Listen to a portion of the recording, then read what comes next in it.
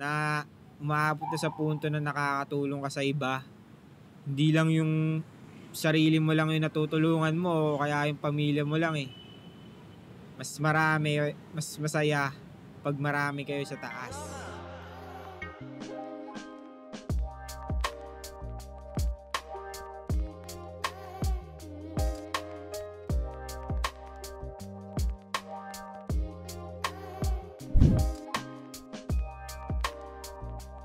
Yo, ako nga pala si Aaron Villadegracia, Repin OPG 715 Bloods. Nakatira ako sa Tatalon, Quezon City at isa akong young entrepreneur.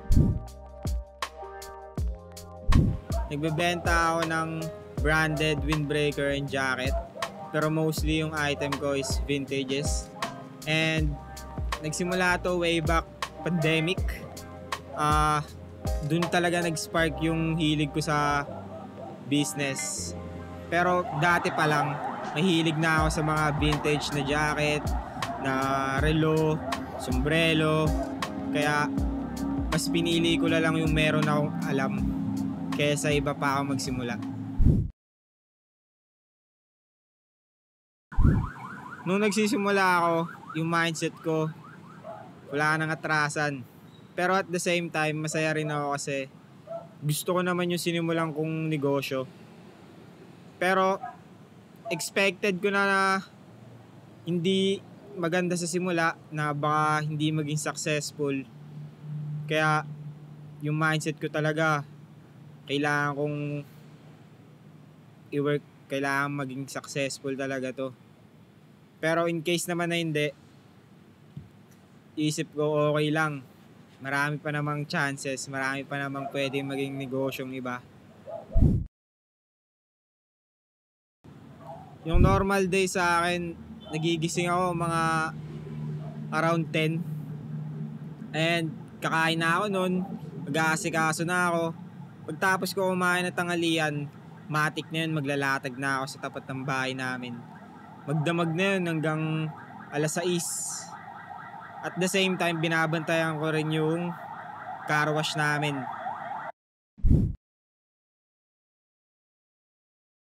Mostly ang meron akong brand is Kappa, Adidas, Nike.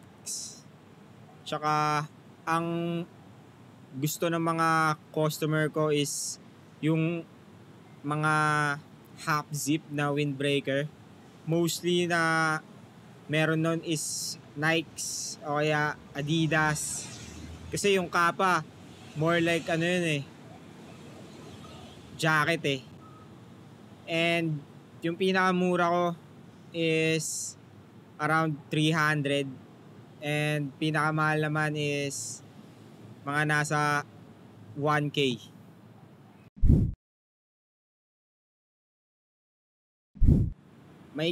Mostly yung mga post ko is sa Facebook. Nagpo-post rin ako sa IG. Pwede na lang i-search yung Facebook ko, Aaron Villadegracia. Makikita nyo na lahat ng binibenta ko doon. And naglalatag din ako sa tapat ng bahay namin sa 715 G Araneta, Quezon City. Kailera lang kami ng santuarium. Kaya kung balak nyong puntahan, pin nyo lang yung santuarium. Kailera lang namin yun. Yung biggest challenge para sa akin is yung self-doubt. Kasi bago ako magsimula, di ko alam kung dapat ko bang gawin o kailan ko sisimulan, kung mag-work ba yun. Siyempre, sa edad kong to, lahat nagsasabi na mag-aral ako eh, na kailangan kong magtapos para maabot ko yung mga pangarap ko. Pero buti na lang meron akong tiga-suporta sa likod. Meron naniniwala sa akin na gagana lahat ng plano ko. Kaya kahit mahirap, sinubukan kong simulan. Sinubukan kong kahit ako lang mag-isa, sinumulan ko pa rin.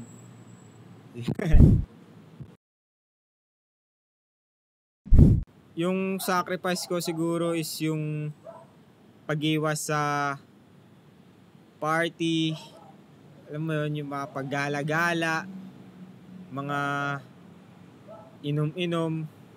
Pero syempre minsan umiinom pa rin ako pag feeling ko deserve ko na.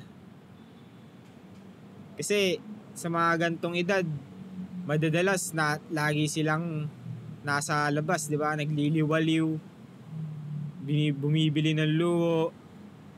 Wala namang masama doon kung ayun yung gusto mo.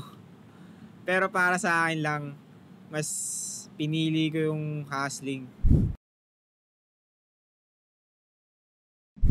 Nakikita ko yung sarili ko after 5 years siguro. Meron na akong multiple physical store na nagbebenta na ako mga branded na damit tulad ng Louis Vuitton, mga ganon. Syempre kukuha rin tayo ng local, mga rich boys, mga ganon. Halo-halo, sari-sari. Yun. Ako personally, mas gusto ko meron akong sariling grupo. Kasi feeling ko kung wala kang natutulungan umangat, ibig sabihin wala ka pa sa top. Para sa akin, kung marami kang napangat na tao, na tropa, na nakapaligid sa'yo, yun pa lang, nasa top ka na eh. Ayun na yung pinaka pinnacle, 'di ba? Na umaabot na sa punto na nakakatulong ka sa iba.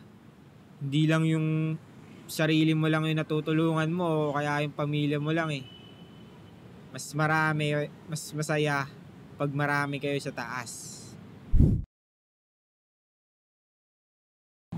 Ang masabi ko lang sa mga day ones ko dyan is maraming salamat. Di ko kayo nalilimutan. Hintayin nyo lang kapag nag-success na. Kasi sabi nga, step by step yan eh. Lahat tayo kakain na pagtapos na ako magluto. A real hustler puts in the work when no one is watching. Yo, comment down below kung sino yung gusto nyong ma-feature next episode dito sa Hustlers.